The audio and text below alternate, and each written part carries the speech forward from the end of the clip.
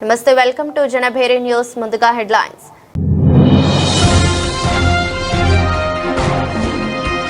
Iran నాయకత్వాన్ని తుడిచిపెట్టేశాం supreme leader కూడా లేరు ట్రంప్ సంచలన వ్యాఖ్యలు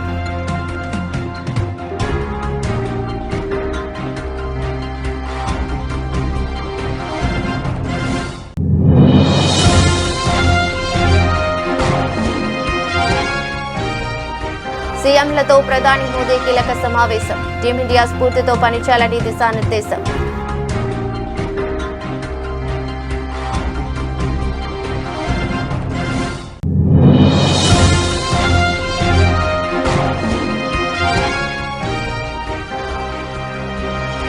నోయిడా అంతర్జాతీయ విమానాశ్రయాన్ని ప్రారంభించిన ప్రధాని మోదీ మల్టీ మోడల్ రవాణా కేంద్రంగా ఈ ఎయిర్పోర్ట్ నిర్మాణం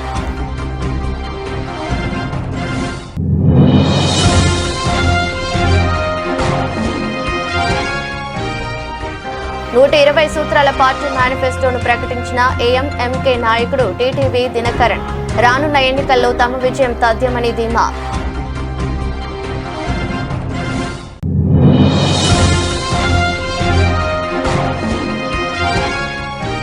ఓంకారేశ్వర ఆలయానికి శంకుస్థాపన చేసిన సీఎం రేవంత్ రెడ్డి మూసీ పునరుజ్జీవ ప్రాజెక్టులో భాగంగా ఆలయ నిర్మాణానికి సీఎం శ్రీకారం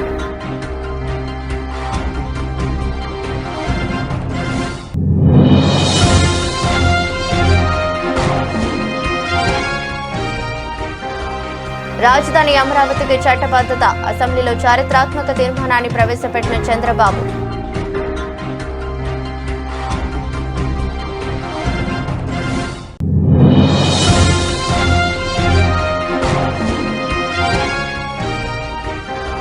పోలీసులు ఆర్టీసీ బీసీ సంక్షేమంపై ప్రభుత్వ వైఖరికి నిరసనగా అసెంబ్లీ నుంచి బీఆర్ఎస్ వాకౌట్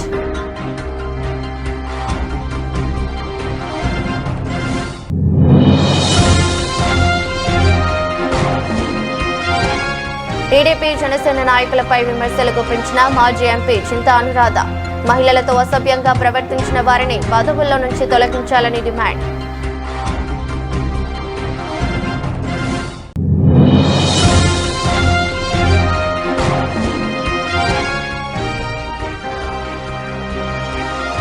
బెట్టింగ్ ఊబిలో పడొద్దు ఐపీఎల్ సీజన్ మొదలవుతున్న తరుణంలో సిపి సజ్జనార్ విజ్ఞప్తి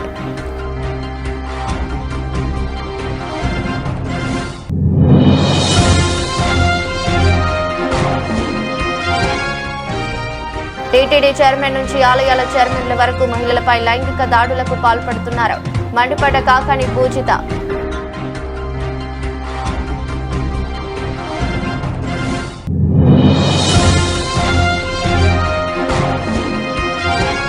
వెంకటేష్ కళ్యాణ్ రామ్ తో అనిల్ రావుపూడి కొత్త సినిమా వచ్చేడాది సంక్రాంతి కానుకగా విడుదల చేయనున్నట్టు తెలిపిన చిత్ర యూనిట్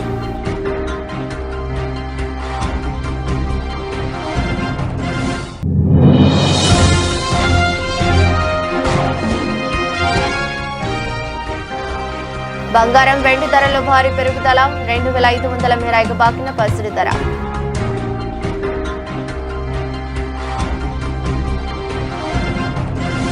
ఇరాన్తో కొనసాగుతున్న యుద్ధం నేపథ్యంలో ఆ దేశ నాయకత్వంపై అమెరికా అధ్యక్షుడు డొనాల్డ్ ట్రంప్ సంచలన వ్యాఖ్యలు చేశారు ఇరాన్ కొత్త supreme leader Ayatollah Mustafa Khamenei మరణించి ఉండొచ్చని ప్రస్తుతం ఆ దేశంలో పనిచేసే నాయకత్వం లేకుండా పోయిందని పేర్కొన్నారు అమెరికా సైనిక దాడుల ప్రభావంతో ఇరాన్ ఉన్నత స్థాయి కమాండ్ మొత్తం తుడిచిపెట్టుకుపోయిందని ఇది ఆ దేశ నాయకత్వంపై తీవ్ర నిశ్చితిని స్పష్టించిందని ట్రంప్ అన్నారు మయామిలో జరిగిన future investment initiative priority summit లో ప్రసంగించిన ట్రంప్ ఇరాన్ పై యుద్ధం అమెరికా సైనిక చర్యల ప్రభావం గురించి విశ్లేషించారు ఈ సందర్భంగా ఇరాన్ నాయకత్వం సైనిక శక్తిని పూర్తిగా నాశనం చేశామని వ్యాఖ్యానించారు వారి నాయకులంతా చనిపోయారు వారి సుప్రీం లీడర్ ఇక సుప్రీం కాదు ఆయన కూడా చనిపోయారని ట్రంప్ తెలిపారు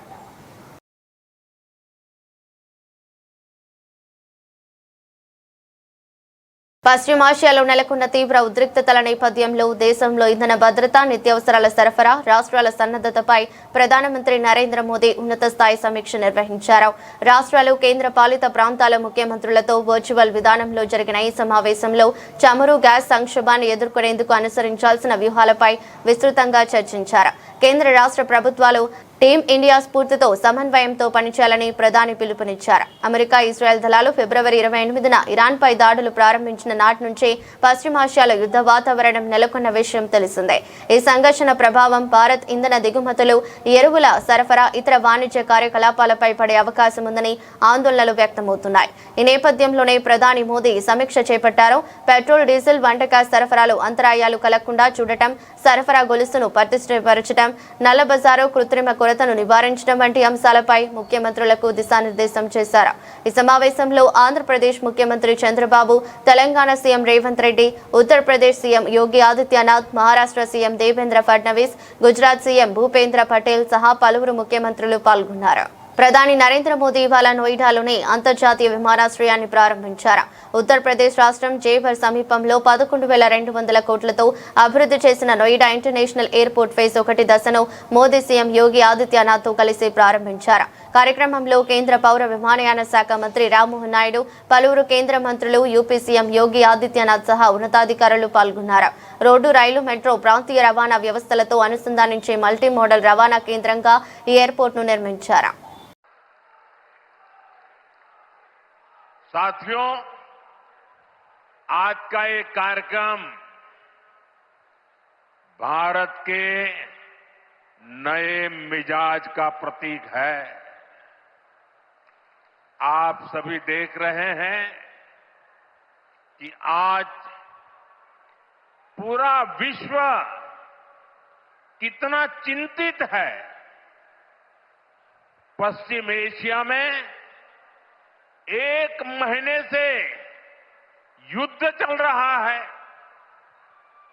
युद्ध की वजह से कई सारे देशों में खाने पीने के सामान, पेट्रोल, डीजल, गैस, खाद, ऐसी कई जरूरी चीजों का चारों तरफ संकट पैदा हो गया है। हर देश इस संकट का सामना करने के लिए कुछ न कुछ कोशिश कर रहा है, प्रयास कर रहा है। और हमारा भारत भी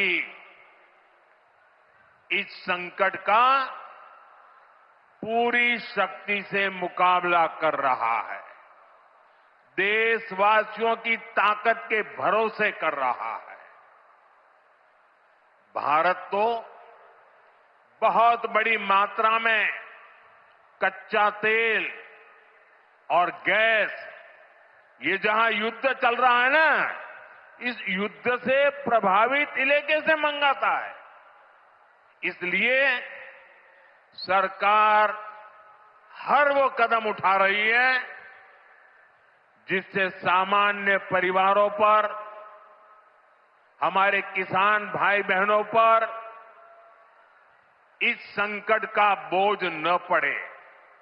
తమిళనాడు ఎన్నికల వేళ 120 సూత్రాల పార్టీ మేనిఫెస్టోను ఏఎంఎంకే నాయకుడు టీటీవీ దినకరన్ ప్రకటించారు. ఈ సందర్భంగా మీడియాతో మాట్లాడుతూ కచ్చతీవును తిరిగి పొందడం, తమిళాన్ని అధికార భాషగా చేయడం వంటి అంశాలతో కూడిన మేనిఫెస్టో విడుదల చేసినట్టు తెలిపారు. రానున్న ఎన్నికల్లో తమ విజయం తథ్యమని ధీమా వ్యక్తం చేశారు. ముఖ్యమైన சிலவற்றை நான் உங்களுக்கு சொல்றேன். மற்றது உங்களுக்கு ஆன்லைன்ல லோட் ஆயிடும். தமிழகத்தில் உள்ள அரசு மற்றும் தனியார் நிறுவனங்களில் 85% தமிழர்களே பணிபுரியும் வகையில் நடவடிக்கை எடுக்கப்படும். தமிழ் மொழியை ஆட்சி மொழியாக்கவும், சென்னை உயர்நீதிமன்றத்தில் வழக்காடும் மொழியாக்கவும் நடவடிக்கை எடுக்கப்படும். பசும்பொன் ஐயா முத்துராமலிங்க தேவர் மற்றும் இதய தெய்வம் அம்மா அவர்களுக்கு பாரத ரத்னா விருது வழங்க வலியுறுத்தப்படும். தேசியமயமாக்கப்பட்ட அனைத்து வங்கிகளிலும் விவசாயிகள் பெற்ற அனைத்து கடன்களும் தள்ளுபடி செய்வதற்கான நடவடிக்கை எடுக்கப்படும். இதய தெய்வம் அம்மா அவர்கள் போராடி பெற்ற உச்சநீதிமன்ற தீர்ப்பின்படி முல்லை பெரியாற்றில் 152 அடிக்கு நீரை தேக்க நடவடிக்கை எடுக்கப்படும். காவிரியின் குறுக்கே மேகதாது அணையை கட்ட முயற்சிக்கும் கர்நாடக அரசின் நடவடிக்கை முறியடிக்கப்பட்டு தமிழ்நாட்டின் உரிமை பாதுகாக்கப்படும். இயற்கை வேளாண் விஞ்ஞானி நம்மாழ்வார் பெயரில் காவிரி டெல்டா பகுதியில் இயற்கை வேளாண்மை பல்கலைக்கழகம் மற்றும் ஆராய்ச்சி நிறுவனம் தொடங்க நடவடிக்கை எடுக்கப்படும். 100 நாள் வேலை திட்டத்தின் வேலை நாட்கள் 150 நாட்களாக உயர்த்திடவும் ஊதியத்தை உயர்த்திடவும் நடவடிக்கை எடுக்கப்படும். தமிழகத்தில் நடைபெறும் மணல் உள்ளிட்ட கனிம வள கொள்ளைகள் தடுத்து நிறுத்தப்படுவதோடு அத்தகைய செயல்களில் ஈடுபடுவோர் குண்டர் சட்டத்தில் கைது செய்ய நடவடிக்கை எடுக்கப்படும். చట్టపూర్వమైన సాదివారీ కణకెడుపై మానిల గండిపేట మండలం మంచిరేవుల వద్ద ఓంకారేశ్వర ఆలయ నిర్మాణానికి తెలంగాణ ముఖ్యమంత్రి రేవంత్ రెడ్డి శంకుస్థాపన చేశారు. మూసీ పునర్జీవ ప్రాజెక్టులో భాగంగా ఆలయ నిర్మాణానికి సీఎం శ్రీకారం చుట్టారు. అలాగే చేవెళ్లలోని ఎంకేపల్లి దగ్గర ఆధునిక గోశాలకు సైతం CM Revanth Reddy deputy CM బట్టి విక్రమార్క శంకుస్థాపన చేశారు. ఈ సందర్భంగా కుటుంబ సమేతంగా మంచిరేవు వీరభద్రస్వామి ఆలయం వద్ద గోపూజ కార్యక్రమంలో ముఖ్యమంత్రి పాల్గొన్నారు. చారిత్రక వీరభద్రస్వామి ఆలయ సమీపంలో ఓంకారేశ్వర ఆలయాన్ని నిర్మిస్తున్నారు. 700 కోట్లతో 8 ఎకరాల్లో దేవాలయం నిర్మాణం జరగనుంది. 100 అడుగుల ఎత్తుతో శివుడి విగ్రహాన్ని నిర్మించనున్నారు. కార్యక్రమంలో డిప్యూటీ సీఎం బట్టి, ఎమ్మెల్యేలు, ఎమ్మెల్సీలు, ప్రభుత్వ ప్రధాన కార్యదర్శి రామకృష్ణారావు, డీజీపీ శశిధర్రెడ్డి, ఉన్నతాధికారులు పాల్గొన్నారు. కర్ణాటకలోని శృంగేరి శారదాపీఠం జగద్గురువుల సూచనలు, సలహాల మేరకు ఆలయ నిర్మాణ శైలిని రూపొందించారు. అత్యాధునిక హంగులతో ఆలయాన్ని నిర్మించనున్నారు. మొత్తం 8 ఎకరాల విస్తీర్ణంలో 663 కోట్లతో ఓంకారేశ్వర స్వామి ఆలయం ఇతర నిర్మాణాలను పూర్తి చేయనున్నారు. అలాగే 100 అడుగుల ఎత్తులో శివుడి విగ్రహాన్ని ఏర్పాటు చేయనున్నారు. ఈ మేరకు Musi river front development corporation limited ప్రణాళికలు రూపొందించి ఆలయం వద్ద 2000 వాహనాలకు సరిపడా పార్కింగ్ వసతి కూడా కల్పించనున్నారు. అలాగే ఓంకారేశ్వర స్వామి ఆలయ పురం 100 అడుగుల ఎత్తున ఉండనుంది. మీరు చేస్తే మీకు మంచి పేరు వస్తుంది. మేము చేయలేదు కాబట్టి మీరు చేయవద్దని ఒక అక్క ఈ ప్రాంతం నుంచి 45 సంవత్సరాల కుటుంబం 100% రాజకీయ ప్రయోజనం పొందిండ్రు. అన్ని పదవులు అనుభవించారు. ఈ ప్రజలు ఇవ్వందే లేదా అక్కకు. ఇవాళ అక్క కొడుకు నేషనల్ గ్రీన్ ట్రిబ్యునల్లో ఈ పనిని ఆపమని కేసేసిండు. ఆ అక్క మనసు ఎట్లొప్పుకున్నదో వాళ్ళ కొడుకును ఇట్లాంటి తప్పుడు కేసులను నేషనల్ గ్రీన్ ట్రిబ్యునల్లో వేయించడానికని నేను అడుగుతున్నా. ఆ అక్కకి ప్రాంత ప్రజలు ఓట్లు వేయలేదా? వాళ్ళ కుటుంబాన్ని ఆశీర్వదించలేదా? ఈ రోజు ఈ రాష్ట్రంలో, ఈ దేశంలో ఆ అక్కకు గుర్తింపు వచ్చింది, ఆ కుటుంబానికి గుర్తింపు వచ్చింది. ఇవాళ ప్రజాప్రతినిధులుగా, మంత్రులుగా పదవులు అనుభవించిండ్రంటే ఈ ప్రాంత ప్రజల ఆశీర్వాదం లేదా? ఈ ప్రాంత ప్రజల ఆకాంక్షలకు వ్యతిరేకంగా ఈ ప్రాంత అభివృద్ధిని అడ్డుకోవడానికి నీ కన్న కొడుకే ఎన్జిటిలో కేసేస్తుంటే ప్రజాప్రతినిధిగా మీరు కొనసాగడానికి అర్హత ఉందా అని చెప్పి నేను ఆ అక్కని సందర్భంగా అడగదలుచుకున్నా. ఒకప్పుడు నాకు కూడా ఆంధ్రప్రదేశ్ రాజకీయాల్లో నేను ఒక చారిత్రాత్మక ఘట్టం ఆవిష్కృతమైంది. రాజధాని అమరావతికి శాశ్వత చట్టబద్ధత కల్పించే దిశగా రాష్ట్ర ప్రభుత్వం కీలక అడుగు వేసింది. దీనికోసం ఈ ఉదయం ఆంధ్రప్రదేశ్ శాసనసభ ప్రత్యేకంగా సమావేశమైంది. సభ ప్రారంభం కాగానే ముఖ్యమంత్రి చంద్రబాబు అమరావతిని ఏకైక రాజధానిగా గుర్తిస్తూ దానికి చట్టబద్ధత కల్పించాలని కోరుతూ కీలక తీర్మానాన్ని ప్రవేశపెట్టారు. గత 5 ఏళ్లుగా సాగుతున్న రాజధాని అనిశ్చితికి తెరదించి ప్రజల్లో భరోసా నింపడమే ఈ తీర్మాన ప్రధాన ఉద్దేశం. అసెంబ్లీలో ఈ తీర్మానాన్ని ఏకగ్రీవంగా ఆమోదించిన అనంతరం దీనిని కేంద్ర ప్రభుత్వానికి పంపనున్నారు. రాజ్యాంగబద్ధంగా అమరావతికి పూర్తిస్థాయి చట్టబద్ధత లభిస్తే భవిష్యత్తులో రాజకీయ మార్పులు జరిగినప్పటికీ రాజధాని విషయంలో ఎటువంటి ఆటంకాలు కలగవని ప్రభుత్వం భావిస్తోంది. ఆంధ్రప్రదేశ్ రాష్ట్ర సమగ్ర అభివృద్ధి కోసం అమరావతిని రాష్ట్ర రాజధానిగా గుర్తిస్తూ స్పష్టమైన, స్థిరమైన నిర్ణయంతో ముందుకు సాగడం అత్యవసరమని అభిప్రాయపడుతున్నాం. దీనికి అవసరమైన అన్ని రక్షణాత్మక చర్యలు తీసుకోవాలని భావిస్తూ సంబంధిత చట్టాల్లో తగిన సవరణలు చేయడం ద్వారా రాజధానిపై స్పష్టతను, స్థిరత్వాన్ని కల్పించవచ్చని గుర్తిస్తూ ఆంధ్రప్రదేశ్ శాసనసభ క్రింది విధంగా తీర్మానిస్తోంది. Hereby resolved to request the Government of India to amend the Section 5 of the Andhra Pradesh Reorganization Act 2014 as under A. To include the word at Amaravati to subsection 2 of Section 5. B.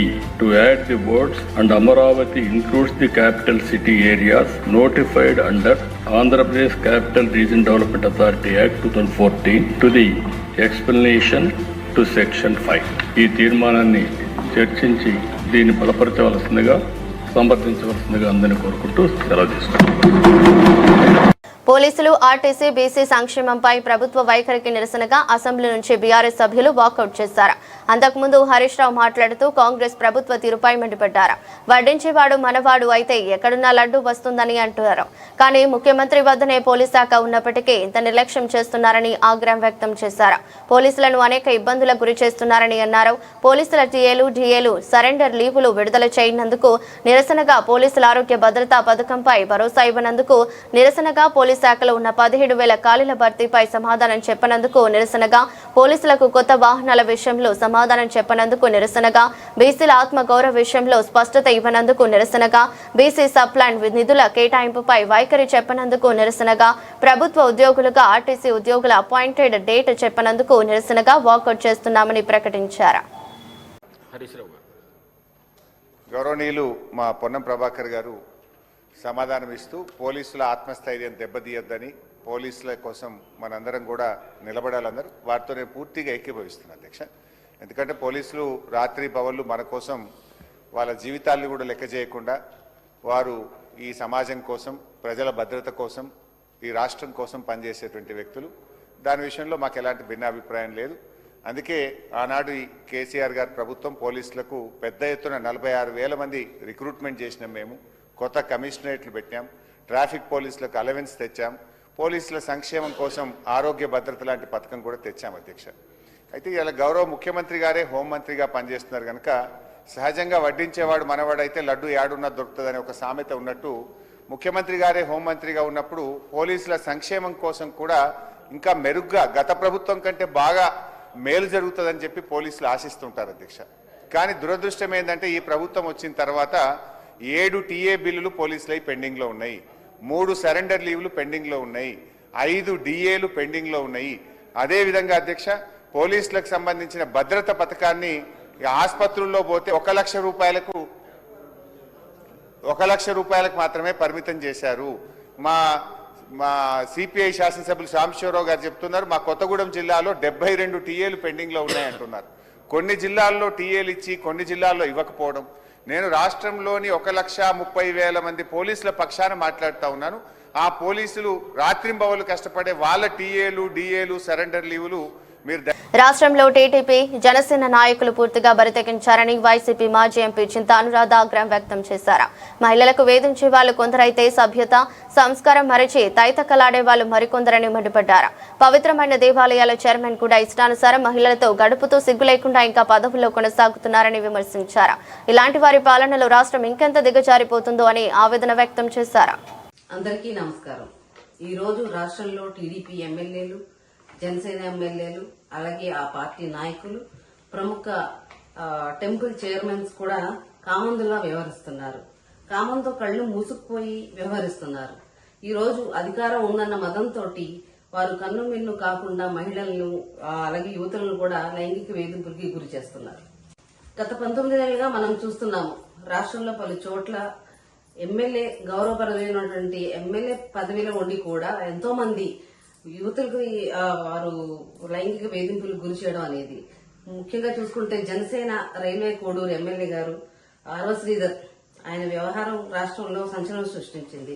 వీణ అనే యువతిని ఆయన బెదిరించి తనపై అత్యాచారం చేశాడని, అతని వల్ల తాను 5 సార్లు గర్భవతి అయితే బలవంతంగా తనకి అబార్షన్ చేయించాడని తీవ్ర ఆరోపణలు చేయడమే కాకుండా ఎమ్మెల్యే అర్ధనగ్న వీడియో కాల్ డేటాను కూడా ఆవిడ బహిర్గతం చేయడం జరిగింది. 2024 సెప్టెంబర్లో టీడీపీ సత్యవేడు ఎమ్మెల్యే కోనేటి ఆదిమూలం ఒక మహిళను లైంగికంగా వేధించడంతో ఆమె పోలీసులను ఆశ్రయించడం జరిగింది.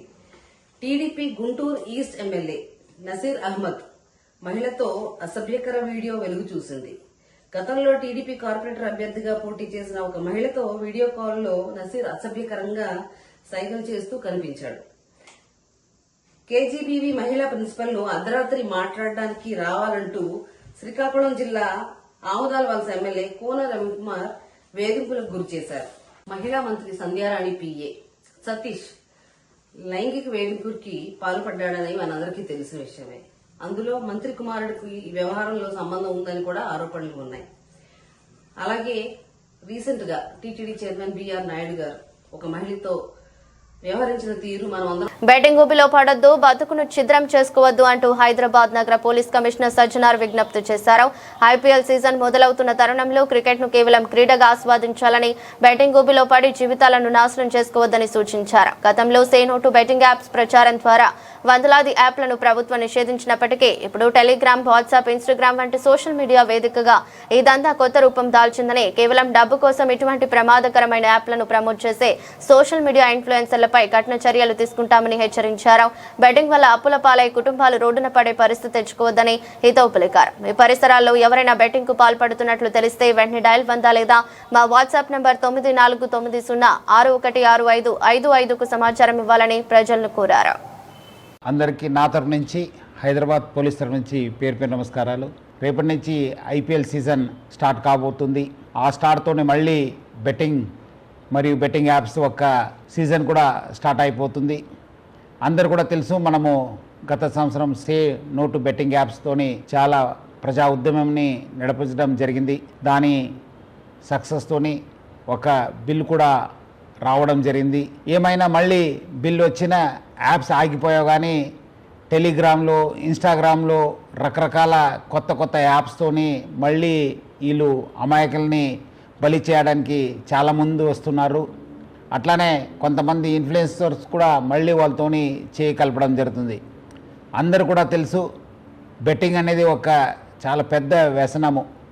దాని నుంచి చాలామంది బలి అయిపోయినారు, చాలామంది డబ్బులు పోగొట్టుకున్నారు, ఫ్యామిలీస్ నాశనమైనారు, మనశాంతి కోల్పోయినారు. సో అందుకు మనందరూ కూడా ఈ బెట్టింగ్ యాప్స్ నుంచి దూరం ఉండాలని చెప్పి నేను మరీ కోరుతున్నాను.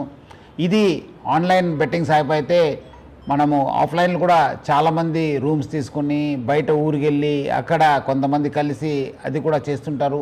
వాళ్ళపైన కూడా మనం నిఘా పెట్టడం జరుగుతుంది. సో అందుకు హైదరాబాద్ పోలీసు మనము ఆన్లైన్ కాకుండా ఆఫ్లైన్లో కూడా నిఘా పెట్టాను. అంతకుముందు కూడా చాలామంది గ్యాంగ్స్ కూడా పట్టుకోవడం జరిగింది. సో అందుకు హైదరాబాద్ పోలీసు ఆన్లైన్ మరియు ఆఫ్లైన్ బెట్టింగ్ పైన చాలా అంటే చాలా నిఘా పెట్టడం జరిగింది. పాత ఆఫెండర్స్ ఎవరున్నారు, అంతకుముందు ఎక్కడెక్కడ చేశారు, దానిపైన కూడా నిఘా పెట్టడం జరుగుతుంది. అట్లానే మన సైబర్ క్రైమ్ టీమ్స్ కూడా అలర్ట్ చేసి స్పెషల్ టీం ఫామ్ చేసి ఇన్స్టాగ్రామ్లో కావచ్చు, మన టెలిగ్రామ్లో కావచ్చు, అట్లానే వెబ్సైట్స్ ఏమేమి కొత్తగా వస్తున్నారు, ఎవరెవరు సోషల్ మీడియా ఇన్ఫ్లుయెన్సర్స్ దీన్ని ప్రమోట్ చేస్తున్న పైన కూడా చాలా గట్టి నిఘా ఏర్పాటు చేయడం జరుగుతుంది. అట్లానే చాలామందికి చాలా రకరకాల సమాచారం వస్తుంటుంది, ఎందుకంటే చాలామంది సోషల్ మీడియాలో కూడా యాక్టివ్ ఉంటారు. రాష్ట్రంలో మహిళలకు రక్షణ పూర్తిగా లేకుండా పోయిందని వైఎస్ఆర్సీపీ రాష్ట్ర మహిళా వర్కింగ్ ప్రెసిడెంట్ కాకాని పూజిత ఆవేదన వ్యక్తం చేశారు. టీటీడీ చైర్మన్ స్థాయి వ్యక్తి నుంచి చిన్న ఆలయాల చైర్మన్ల వరకు మహిళలపై లైంగిక దాడులకు పాల్పడుతున్నారని విమర్శించారు.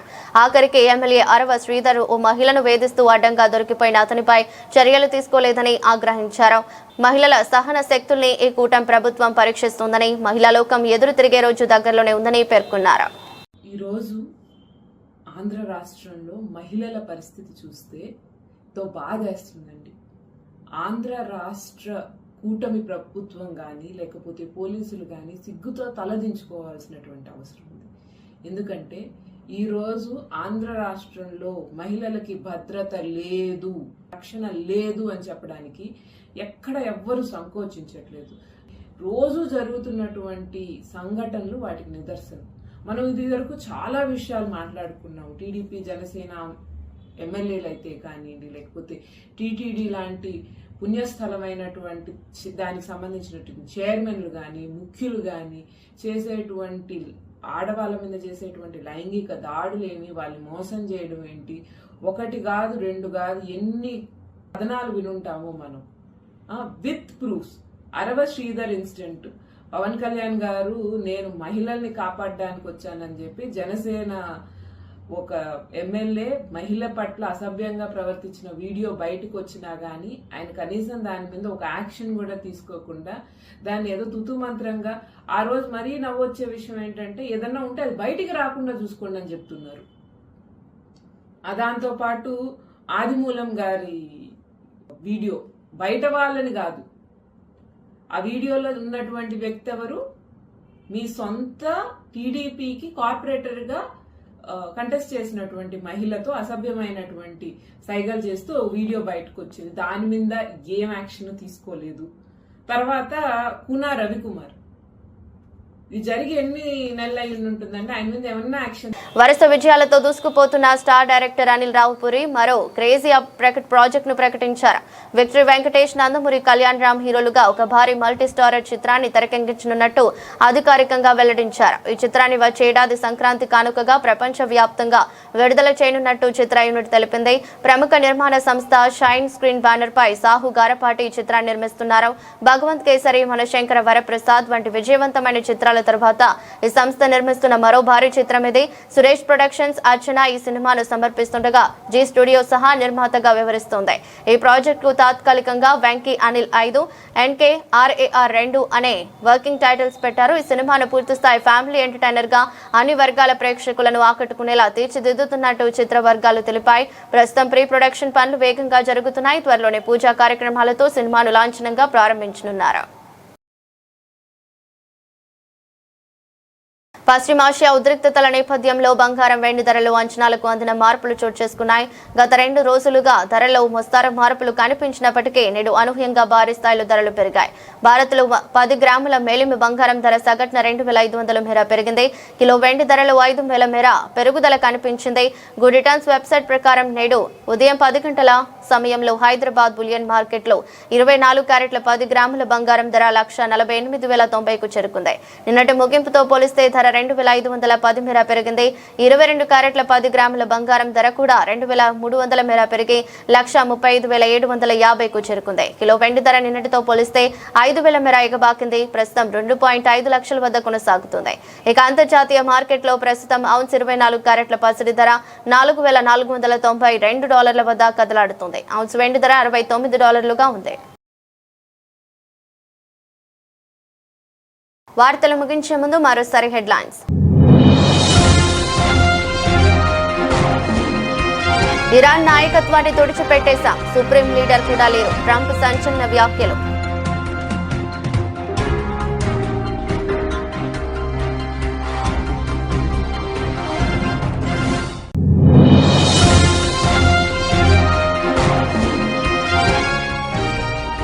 సీఎంలతో ప్రధాని మోదీ కీలక సమావేశం, టీమిండియా స్ఫూర్తితో పనిచేయాలని దిశానిర్దేశం.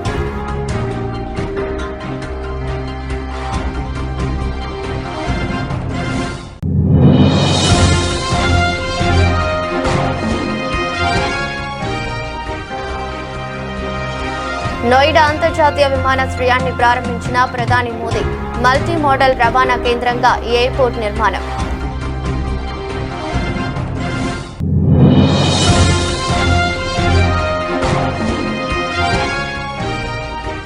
నూట 20 సూత్రాల పార్టీ మేనిఫెస్టోను ప్రకటించిన ఏఎంఎంకే నాయకుడు టీటీవీ దినకరన్, రానున్న ఎన్నికల్లో తమ విజయం తథ్యమని ధీమా.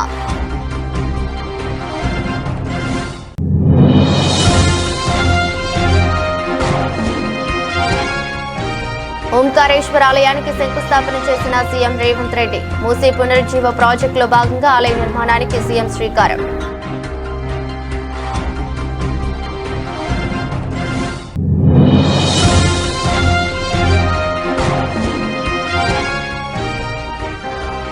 రాజధాని అమరావతికి చట్టబద్ధత, అసెంబ్లీలో చారిత్రాత్మక తీర్మానాన్ని ప్రవేశపెట్టిన చంద్రబాబు.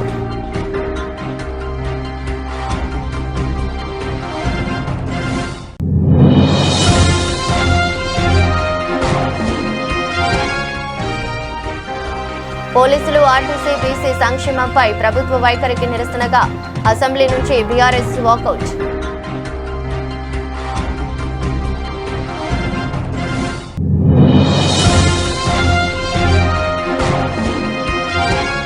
టీడీపీ జనసేన నాయకులపై విమర్శలు గుప్పించిన మాజీ ఎంపీ చింతా అనురాధ, మహిళలతో అసభ్యంగా ప్రవర్తించిన వారిని పదవుల్లో నుంచి తొలగించాలని డిమాండ్.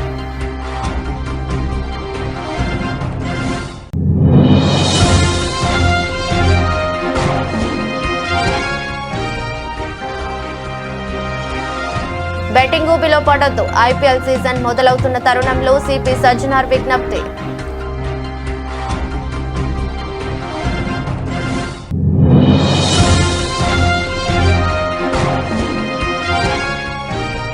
టీటీడీ చైర్మన్ నుంచి ఆలయాల చైర్మన్ల వరకు మహిళలపై లైంగిక దాడులకు పాల్పడుతున్నారు, మండిపడ్డ కాకాని పూజిత.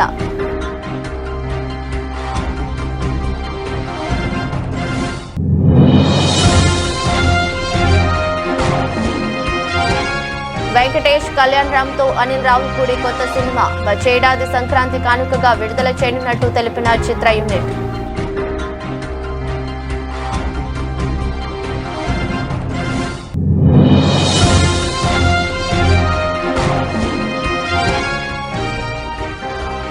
బంగారం వెండి ధరలో భారీ పెరుగుదల 2,500 మేర ఎగబాకిన పసిడి ధర.